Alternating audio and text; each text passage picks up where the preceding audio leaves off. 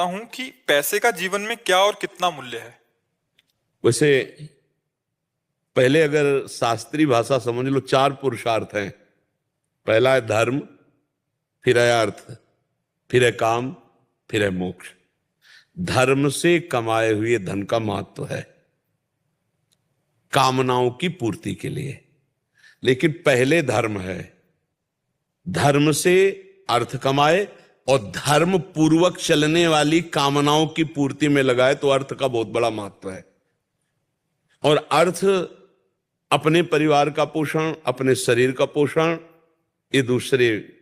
और सबसे पहले अर्थ का सो धन धन्य प्रथम गति जाकी। कहीं उसको कोई दूसरा बीमार है, कोई दूसरा ऐसा जिसकी कोई सेवा करने वाला नहीं, अगर उसमें अर्थ लग जाए तो वो प्रथम लग गया, वो धन्य हो गया। परहित में जो लगा हुआ धन है, हाँ, उससे बड़ा कोई धर्म नहीं होता। परहित से इस धर्म नहीं भाई। तो जो दूसरों की सेवा में धन लगाया जाता है वो नंबर एक का, और फिर जो अपने परिवार की सेवा में, वो पद्धति दूसरे नंबर पे आ जाती है। पर वो धर्म पूर्वक कमाया हुआ धन, धर्म पूर्वक। अगर अधर्म शब्द है तो फिर वो धन नाशकारी होगा, क्योंकि अधार्मिक पुरुष की कामनाएं अधार्मिक ही होती हैं और उनमें खर्चा किया हुआ धन दुर्गति को प्रदान करने वाला होता है। पहले धर्म, फिर है अर्थ, फिर है कामना की पूर्ति, काम, और फिर है मोक्ष। अगर धर्म से धन कमाया जाए और धर्म पूर्वक कामनाओं की पूर्ति की जाए तो मोक्ष मार्ग में पहुंच जाएगा, वो भगवत प्राप्ति के मार्ग में पहुंच जाएगा। और अगर धर्म को हटा दिया जाए, केवल अर्थ की प्राप्ति, तो फिर वो भूत पिशाच की तरह दिमाग जो है गंदा सोचता है, गंदी कामनाओं की पूर्ति में धन जाएगा तो फिर मोक्ष हट गया, क्योंकि धर्म हट गया तो मोक्ष हट गया। अब रह गया अर्थ और काम। अर्थ और काम, वो पागल पिशाच की तरह कुछ भी कर सकता है, वो कुछ भी खा सकता है, कुछ भी सोच सकता है। ऐसा आदमी नरक को प्राप्त होता है। धन का महत्व है, लेकिन धर्मयुक्त धन। धन का महत्व है कामनाओं की पूर्ति के लिए, लेकिन धर्मयुक्त कामनाएं हो तो वो भगवत प्राप्ति के मार्ग में चलता है। नहीं तो धन बड़ा दुर्गति कराने वाला है। जब जिसके पास धन बढ़ जाता है उसके अंदर दोष आने लगते हैं। अहंकार सबसे पहला दोष आ जाता है, और जहां अहंकार आया तो उसके भाई बंधु सब आ जाते हैं। काम, लोभ, क्रोध, मदिरा पीना, जुआ खेलना, बेविचार करना, पैसे के बल से नाना प्रकार के उपद्रव होना, ये सब होना शुरू हो जाता है। और अगर धार्मिक पुरुष धर्म के द्वारा कमाया है तो उसके सही विचार होंगे। वो भगवान के मंदिर में सेवा में लगाएगा, संत सेवा में लगाएगा, गौ सेवा में लगाएगा, माता पिता की सेवा में लगाएगा, समाज सेवा में। वो एक पैसा व्यर्थ नहीं खर्चा कर सकता। तो धन का कहां प्रयोग हो रहा है? अब देखो, धन का प्रयोग नाच गाने में, मनोरंजन में, कैसे कैसे जगह खर्चा किया देखो। तो धन का सदुपयोग होना तब तो ठीक है, धन का दुरुपयोग होना नाम के लिए, कह दे भाई नाम के लिए ना, भगवान के लिए, जो भगवान के लिए दिया जाता है सो धन धन्य प्रथम गति जाती। परोपकार के लिए दिया जाता है। अर्थ की सार्थकता है, हाँ, संत महात्माओं की सेवा, गौ सेवा, गरीब जनों की सेवा, बीमार जनों की सेवा, माता पिता की सेवा, परिवार की कामनाओं की पूर्ति करते हुए उनको सुखी रखना। धर्म पूर्वक धन कमाया जाए और धर्म में ही खर्चा किया जाए, वो धन आदरणीय है। हाँ, और वो धन जो मदिरापान, बेविचार, इस तरह के गंदे आचरणों में लगाना हमें लगता है कि ठीक नहीं है। देखो, भगवान का अगर आश्रय नहीं है और धन है तो गलत मार्ग में ही ले जाएगा, ये पक्की बात है।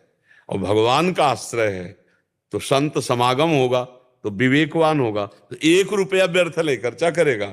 वो यही सोचेगा कि 1 रुपया भी ऐसी जगह खर्चा करूं जो धर्म युक्त हो, अधर्म की जगह ना खर्चा करूं। तो समझ पा रहे हो, धन का बहुत बड़ा महत्व तब है जब धर्म युक्त हो। महाराज जी, श्री जी की कृपा से अगर कभी दान करने का मौका मिलता है तो बहुत दुविधा में आ जाता हूँ, कितना दूं, क्या दूं, कैसे दूं। और अगर इतने में अगर कोई चला जाता है तो फिर मन बहुत जलता है। और अगर मैंने बिना सोचे समझे दे भी दे दिया तो फिर मन बोलता है बड़ा तू हीरो बन रहा है, मतलब।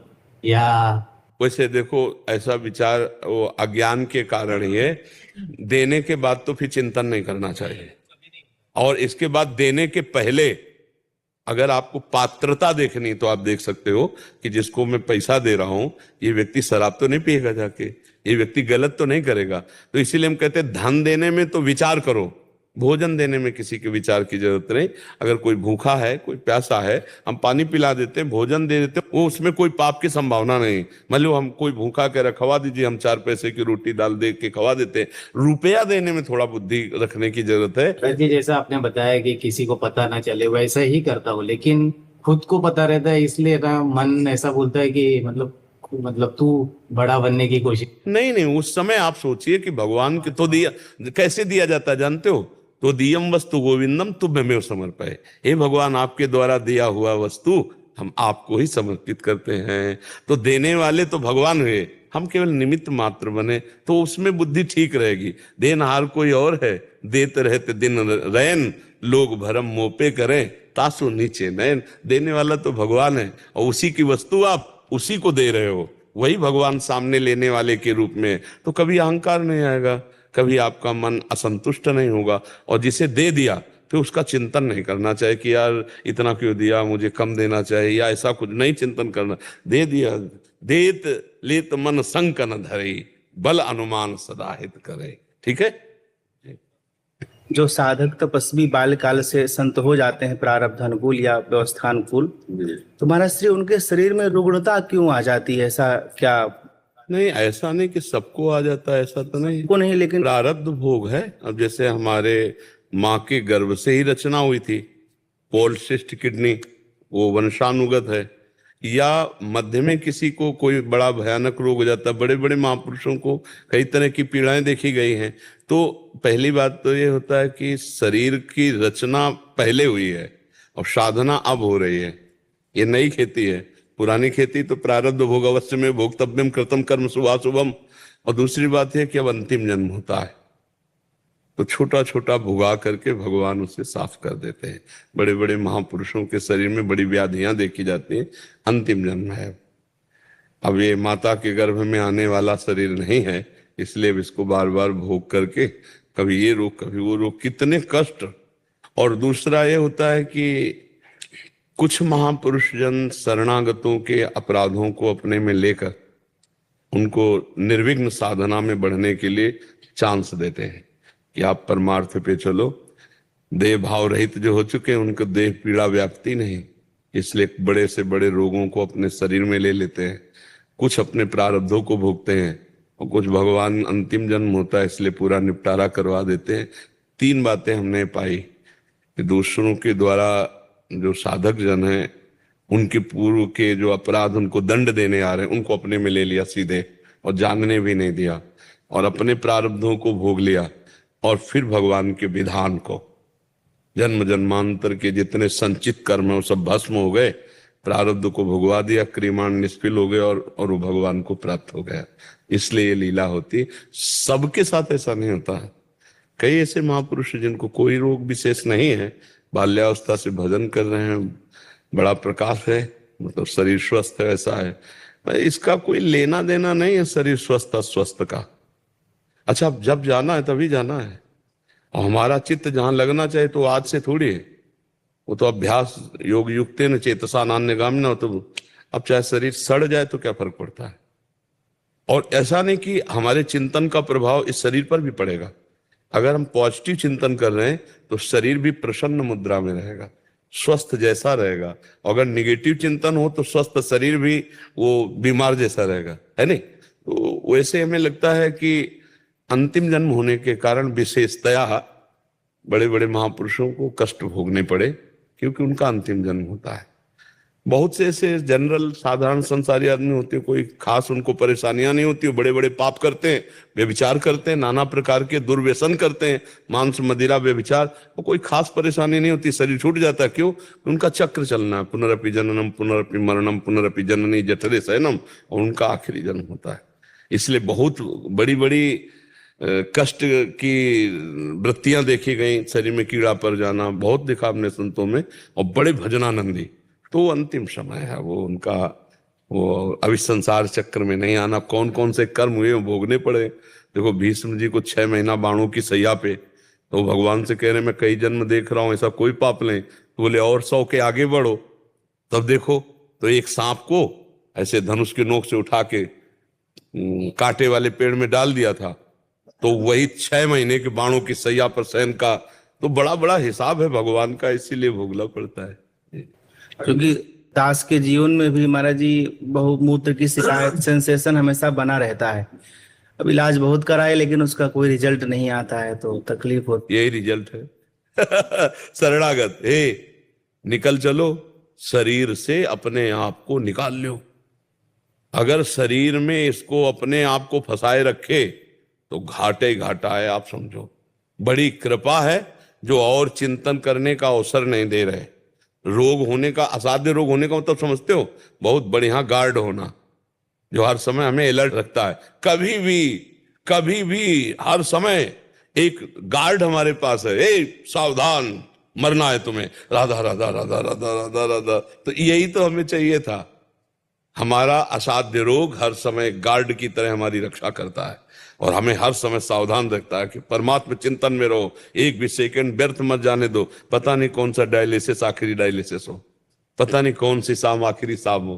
तो बढ़िया है, शरीर में रोग होना कोई परेशानी की बात नहीं। वो संसारी पुरुष परेशान होते हैं, साधु महात्मा प्रसन्न रहते हैं। जो ही प्यारो करे सोई में भागे। जैसे प्रभु रखो वैसे हम राजी हैं आपकी। हाँ, रोग रूप से आए, औषधि रूपी पूजा कर दी, नहीं हो रही औषधि, नहीं मिल रही तो हम सह रहे हैं, राधा राधा राधा। तो हमको ऐसे रहना है, प्रभु के सहारे रहना है और परेशान नहीं होना कि हमारे शरीर में को जाना है शरीर को। और ये हमारे लिए बहुत अच्छा है, हमारा प्रारब्ध क्षय हो रहा है। और खूब नाम जप करो। नाम जप करते हो? पर नाम जप में लगे रहना, नाम जप न छूटने पावे, बस मस्त रहोगे। हम सही कहते हैं, हमारे अंदर ऐसा उत्साह रहता है हर समय कि हम, मतलब आपको कैसे बताएं, हर समय उत्साह रहता है। भजन में चित्त जुड़ा है तो हम कह रहे हैं हर समय एकदम मस्ती रहती है, हर समय मस्ती रहती है। इसलिए भजन परायण और सबसे कहते हैं खूब नाम जप करो, इस लोक और परलोक में समस्त मंगल आपको घेर लेंगे। खूब नाम जप करना चाहिए, भगवान के आश्रित रहना चाहिए। संदीप गिरी जी। राधे राधे महाराज। राधे राधे महाराज जी। मैं पेशे से एक पशु चिकित्सक हूँ और जब हम जैसे गाय या भैंस का इलाज करते हैं तो कभी कभी उनकी मृत्यु हो जाती है तो हमारी बहुत निंदा की जाती है और मुझे बहुत कष्ट होता है, लगता है सब कुछ छोड़ दूं, मेरा मन नहीं लगता। महाराज नहीं, आप क्या सम्यक ज्ञान नहीं रखते पशु चिकित्सा का?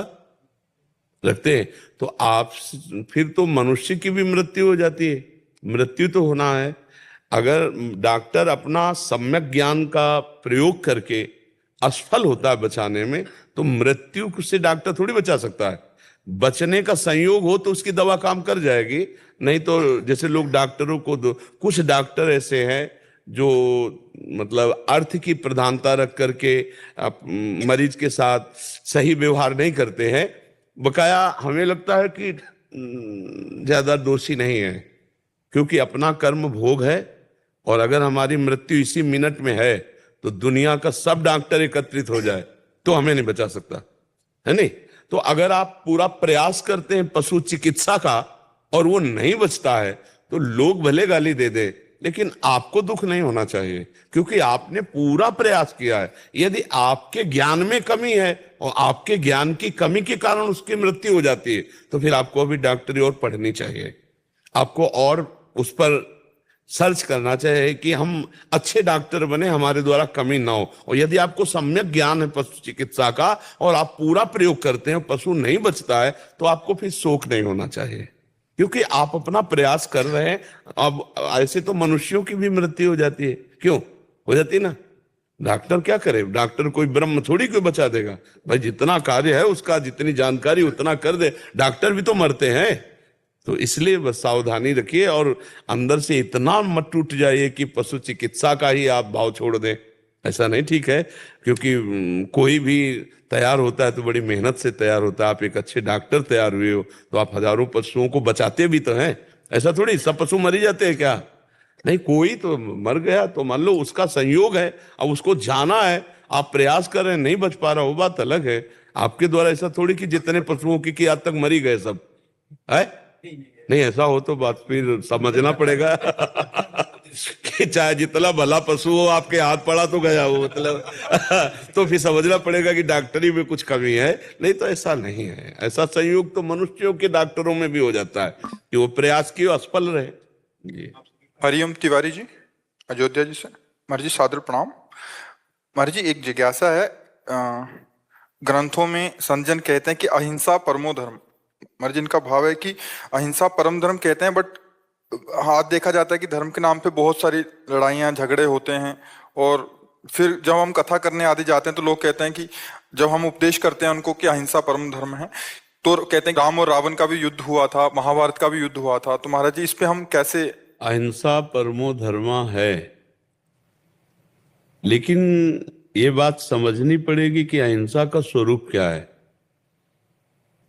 अहिंसा का स्वरूप केवल इतना ही नहीं समझा जाता कि हम मन वचन कर्म से किसी को दंड ना दें, इतने तो अर्थ केवल लगाया जाता है।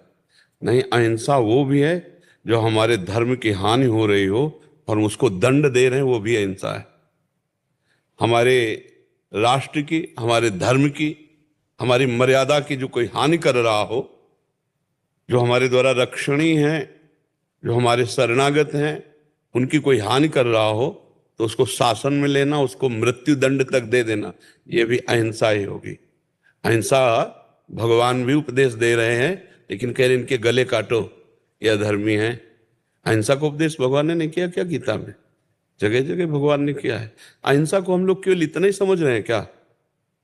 धर्म विरुद्ध आचरण करने वाले को पवित्र करने के लिए दंड विधान है, और उसको दंड देना यह अहिंसा के अंतर्गत ही है। अहिंसा को एक छोटे बिंदु में ना लिया जाए।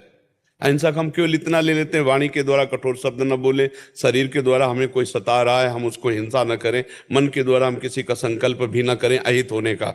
ये उसका अहित नहीं हो रहा है, ये उसका हित हो रहा है। वो पापात्मा जीव जिएगा तो खुद पाप करेगा और लाखों को दुखी करेगा। इसलिए उसका इस समय दंड विधान के द्वारा पावन करना और उसको हिंसात्मक वृत्ति जो उसकी है उसको रोकना, ये सबसे बड़ी हिंसा होगी।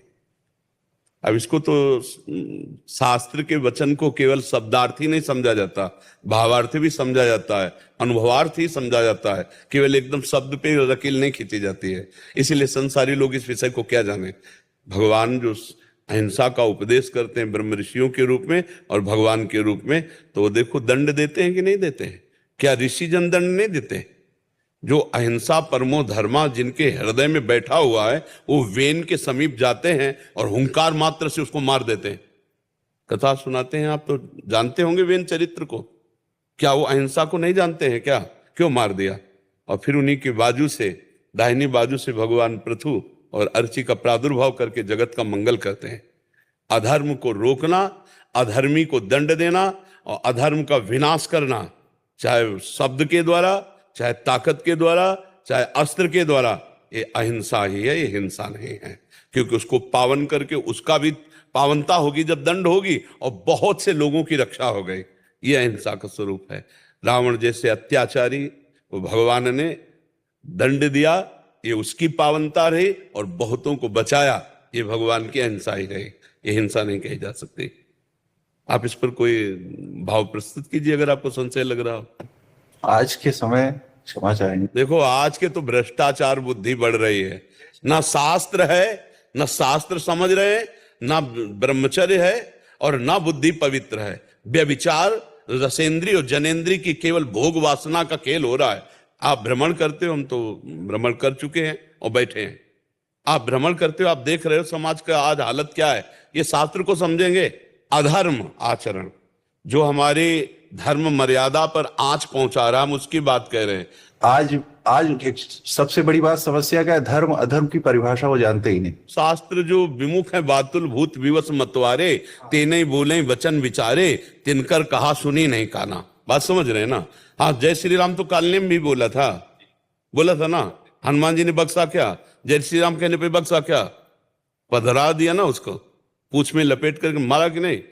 जो साधु वेश बन करके हनुमान जी को रोकने गया तो जय श्री राम ही तो बोल रहा था।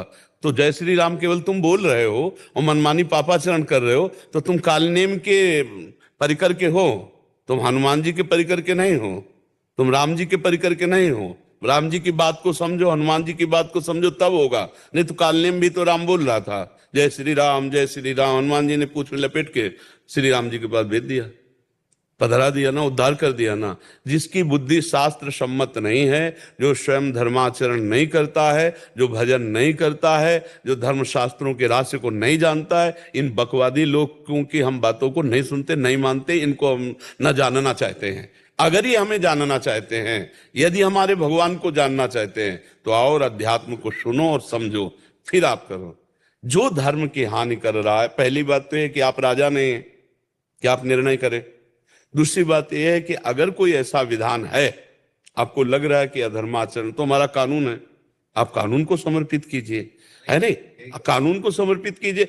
हम भगवान की मर्यादा को समझने के लिए पहले भगवत चरित्रों का अवगाहन करें, कानों से सुनकर मनन चिंतन करें, शास्त्र को हम श्रवण करें। इसीलिए वेदो नित्य मधीयताम, आचार्यों का आदेश है, संगासत्सु विधीयताम, महावाक्यार्थस्य विचारिताम, एकांते सुखमात्यताम। एकांत में बैठकर भगवान का, अब ये कहाँ रह गया है? हम तो बार बार व्यथित होते हैं इस बात से कि हमारे जो युवा पीढ़ी है वो ये girlfriend, boyfriend, live in relation और ये इंजेक्शन आदि की जो व्यसन वृत्तियां बहुत तरह, ये हमारी नई पीढ़ी को बहुत बर्बाद कर रहे हैं। अब इनके अंदर जो व्यसन की प्रवृत्तियां, व्यभिचार की प्रवृत्तियां, ये धर्म को क्या जाने, ये क्या जाने। ये उग्र स्वभाव मतलब हानिकारक अपने लिए भी और हमारे समाज के लिए भी हानिकारक है। देखो, हमारा जो धर्म है वो सबको आदर देने वाला है। जैसे भूमि है ना, इसमें सबको ही रह रहा है। क्योंकि जाने बिनु न होए प्रतीति, बिनु प्रतीत होए नहीं प्रीति। तो आज के समय में जानना ही नहीं कोई चाह रहा है। आपके माध्यम से वैसे बहुत जान रहे हैं, बहुत जान रहे हैं, हमें लग रहा है लाखों लोग सुलझ रहे हैं। अब तो किसी योग्य नहीं है, पर इतना जरूर है कि भगवान के आश्रित हैं, तो भगवान अपने निजजन की वाणी को वही पहुंचा रहे हैं, वही सबके हृदय में वैसे प्रभाव दे रहे हैं। करें करावें आप सब जने बढ़ाई दें, कर तो वही रहे हैं और बहुत बदल रहे हैं। अगर हम प्रयास करेंगे तो हमें लगता है कि हम बदल सकते हैं, क्योंकि हम भगवान के जन हैं। अगर हम सच्चाई से चलेंगे तो हम बदल सकते हैं। अगर हम एक एक बदलना शुरू करें अपने लोग ना, तो हम बहुतों को बदल देंगे। महाराज, सबसे ज्यादा हमें जैसा कुछ पकड़ में आ रहा है आपके कथनानुसार, हम उपदेशकों की कमी हो रही है। हम जो उपदेशक हैं उसको व्यापार बना रहे हैं।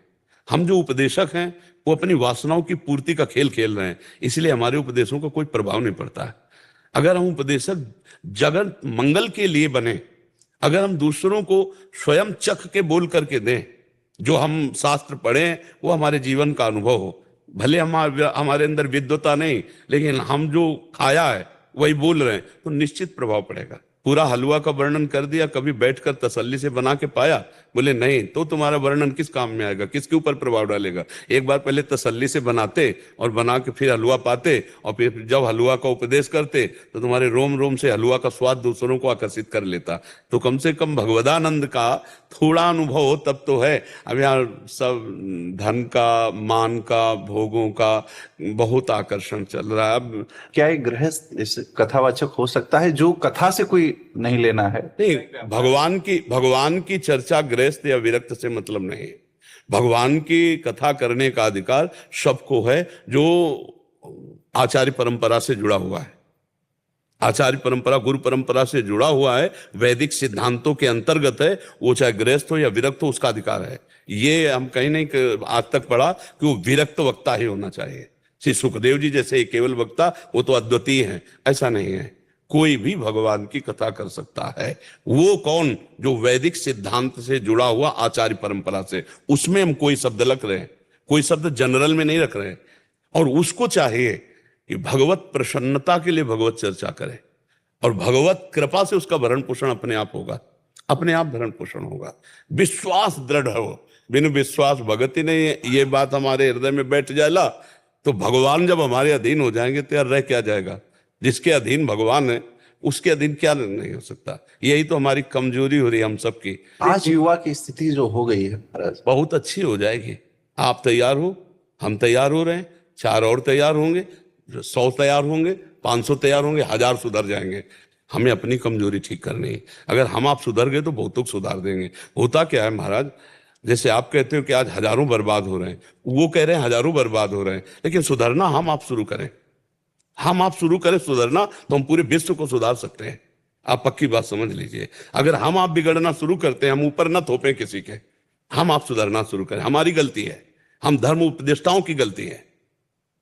जो हम अपने आचरणों से इतने भ्रष्ट हो रहे हैं, इतने गिर रहे हैं कि वो सामने वाला श्रद्धा ही खत्म कर दिया है। और ऐसी सीरियल, ऐसी नौटंकी नाटक दिखाए जाते हैं कि उपदेष्टाओं के प्रति आस्था ही नहीं रह गई, साधु महात्माओं के प्रति आस्था ही नहीं रह गई, तो गलती हमारी हो रही है। ये धर्म भ्रष्ट आचरण हमारे द्वारा जो होते हैं ना, हम प्रवक्ताओं के द्वारा, तो वही सब मिटिया मेट कर देते हैं कि ये क्या है, खुद ऐसे हैं। आजकल का युवा जो है सिर्फ छोटी सी लालच के लिए कितना बड़ा नुकसान कर रहा है। ये बात सब लोग समझ जाए तो अच्छा है कि आपका किया हुआ शुभ और अशुभ कर्म ही आपको सुख दुख दे सकता है, बाहरी किसी की भी ताकत नहीं है।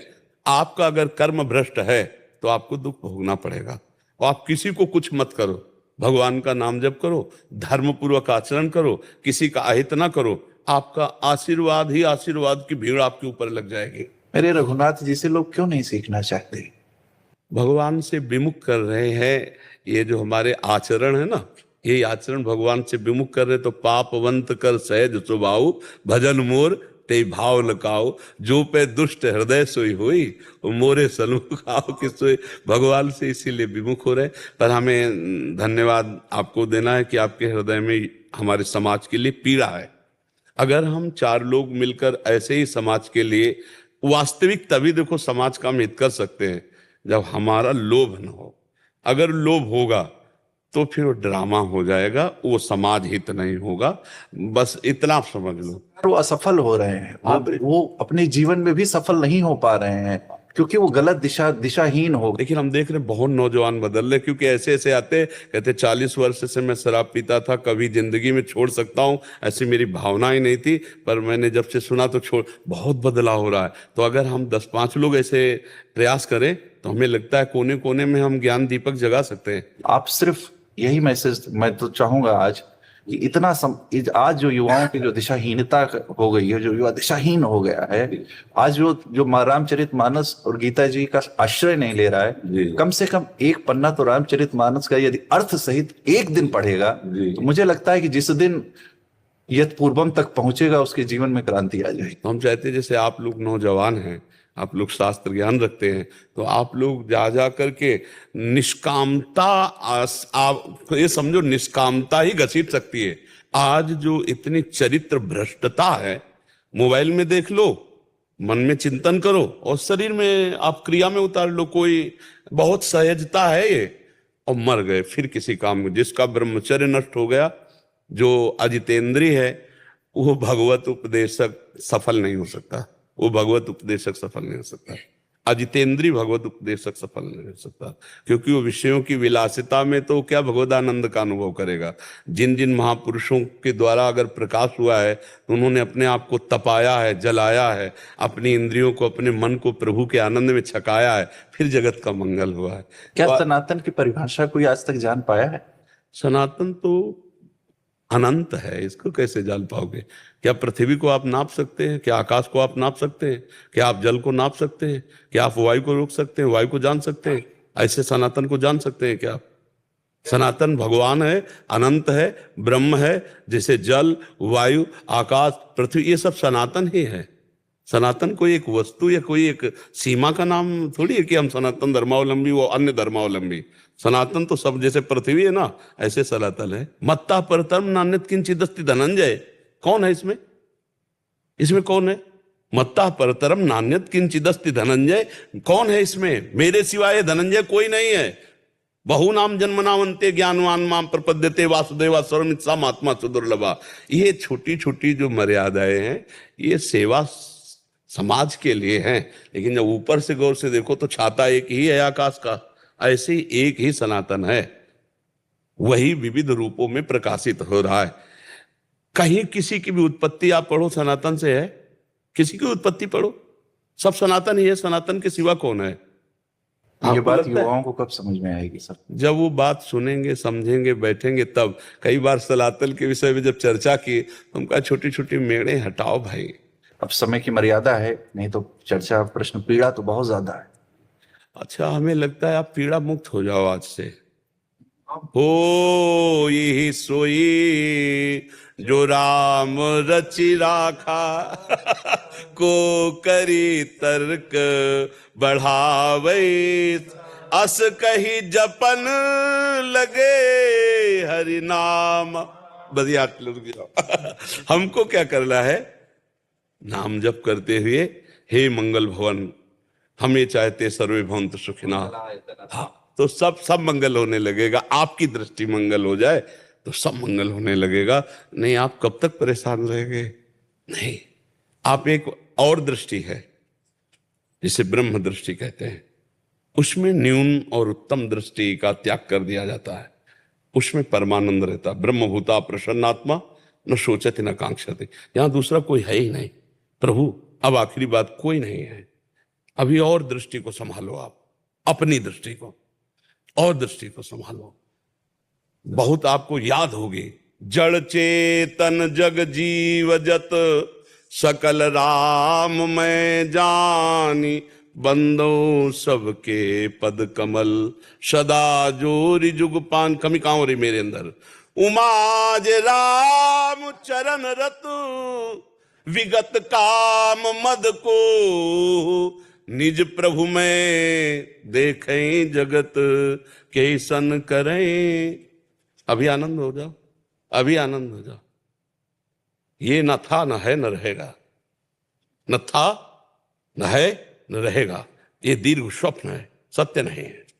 उमा कहूं मैं अनुभव अपना, सत हरि भजन जगत। काहे को सपने की चर्चा में समय व्यर्थ कर रहे हैं? आओ सत्य में नाचो थोड़ी देर। ये बात समाज की कर ली, इसके बाद अपने स्वरूप में। वही था। और अपने हमको किसी चीज की कोई अपने संशय स्वरूप है में आ ही जाओ, अपने स्वरूप में आ जाओ। ब्रह्म भूता प्रसन्नात्मा न सोचति न कांक्षति। आई नहीं, दीर्घ स्वप्न है ये, कुछ नहीं। न सत न असत, केवल मैं ही मैं, या केवल तू ही तू। और मैं तू में तो फंस जाओगे फिर। मैं और मोर तोर तय माया। या तो तू ही तू, या तो तू ही तू, और या फिर मैं ही मैं। तू ही तू भक्ति, मैं ही मैं ज्ञान। एक में आ जाओ, मैं तू हटाओ, शांत हो जाओ। जो आपसे करवा रहे हैं आप कीजिए, जो हो रहा है उसे देखते रहिए, तभी मस्त रहेंगे। नहीं तो महाराज और सुधरे न सुधरे, आप बिगड़ जाओगे, आप असंतुष्ट हो जाओगे, आप अशांत हो जाओगे, ले हो जाओगे। आखिरी बार अपने कनक भवन सरकार की तरफ से आपको बहुत बहुत स्नेह, बहुत बहुत जय सिया राम। राधा वल्लभ श्री हरिवंश गुरुदेव, आपके चरणों में कोटि कोटि प्रणाम।